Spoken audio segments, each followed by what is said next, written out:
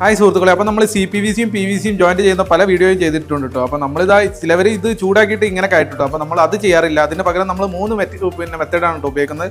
ഒന്ന് നമ്മളെ മുമ്പ് പരിചയപ്പെടുത്തിയിട്ടുണ്ട്, പിന്നെ കൺവെർട്ടർ കപ്ലർ ഉപയോഗിച്ചിട്ട്, അതായത് ഒരു ഇവിടെ CPVC യും പിന്നെ അതുപോലെ ഇവിടെ PVC യും കൊടുത്തിട്ട് ആ ഒരു രീതിയിൽ, പിന്നെ നമ്മളെ FTA MTA എടുത്തിട്ട് കേട്ടോ, FTA MTA കൊടുത്തിട്ട് ഇവിടെ ഇതാ പിന്നെ ഈ ഒരു രീതിയിൽ, പിന്നെ മൂന്നാമത്തെ രീതി ഇതാ ഈ ഒരു രീതി കിട്ടും. അപ്പോൾ അന്ന് പലരും ചോദിച്ചിരുന്നു ആ ഒരു രീതി അതാ വാൾവ് കൊടുത്തിട്ടുള്ളത്. അപ്പോൾ ഇതാ ഈ ഒരു വാൾവ് വരുന്നത് 1 സൈഡ് ത്രെഡും 1 സൈഡ് പേസ്റ്റഡ് ആണ് കേട്ടോ. അതായത് നമ്മൾ ഇതിവിടെ പിന്നെ ഇവിടെ ഒരു MTA കൊടുക്കുക, പിന്നെ എന്നിട്ട് CPVC കൺവേർട്ട് ചെയ്യുക, പിന്നെ ഇവിടെ സാധാരണ നോർമൽ PVC. ഇത്ര സിമ്പിളാണ് കേട്ടോ. അപ്പോൾ ഈ ഒരു രീതി, പിന്നെ അതുപോലെ ഈ ഒരു രീതി, പിന്നെ കൺവെർട്ടർ കപ്ലർ ഉപയോഗിച്ചിട്ടാണ് ഞങ്ങൾ ഈ ഒരു 3 രീതിയിലാണ് കേട്ടോ ചെയ്യുന്നത്. അപ്പോൾ ഇവിടെ നമ്മൾ ഈ ഒരു സൈറ്റിൽ ചെയ്യുന്നത് ഈ ഒരു രീതിയിലാണ്. അപ്പോൾ ഇങ്ങനെ ചെയ്യുന്നവരുണ്ടാവും കേട്ടോ.